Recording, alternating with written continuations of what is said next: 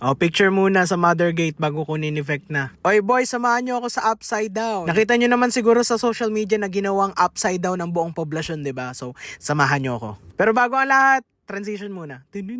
Ba makapiright ako.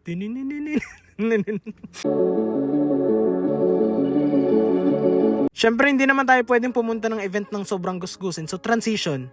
Oh, diba? Yeah, I got an invite from Netflix na pumunta sa Upside Down sa poblasyon. And ang kailangan suotin is 80s retro. Para talagang retro, kahit yung pabango, I used Givenchy, tas pinatungan ko lang ng Latafa camera. Para medyo musky, 80s yung dating. Yung turtleneck ko na yan, literal na 80s pa yan nung nabili. Tapos pinatungan ko lang ng yellow polo at saka mint green ko na pants. I used my Converse Lunar New Year shoes and red ko na blank new na bubble pouch para may accent even yung bag. So ang first stop namin is sa Dr. Wine. So ito yung aming meeting place.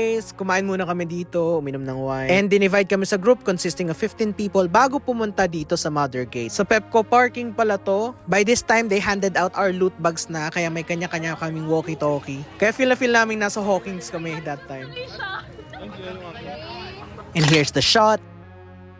Diba? Ang ganda ng kuha. Parang nasa Mother Gate talaga. Next namin pinuntahan ng Manson Trailer sa Alaman. Naku, kung napuntahan nyo to during the activation, maaalala nyo kung ano mga nangyari dun sa bahay ni Eddie. And during this event, lahat ng Stranger Things special nila ay libre. Yung food and drinks, nako, sobrang sarap ng Hellfire Mix. Pumunta rin kami dito sa Arch. Here's the photo. Next namin pinuntahan yung bahay ni Will, ang buyer's house sa Annex House. So ano masasabi nyo, Andrea?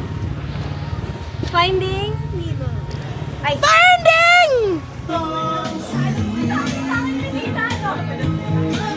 Ito yung iconic wall kung saan nakipag-communicate si Joy sa anak niyang si Will sa Upside Down. Medyo nagtagal kami dito kasi pumarty pa kami. Sabi ko, hang out bago mamonita. Ay, akala ko na pinapanahon. Next namin pinuntahan ang Fun Roof as Starcourt Mall. Dito ako sobrang nagulat kasi grabe si Netflix. Talagang ginastusan. Ayan yung Mind Flayer, oh. Siyempre, may picture din ako with it. At ang huli namin pinuntahan ang Vecna's Mind Lair sa Apotheca. Literal boy, nandyan si Vecna. Ayun, oh. And I even got the chance to take a video with him without him getting me. Unfortunately, this activation ay hanggang noong November 29 na lang. But in case you missed it, you can just watch Stranger Things Season 5 Volume 1 exclusively on Netflix.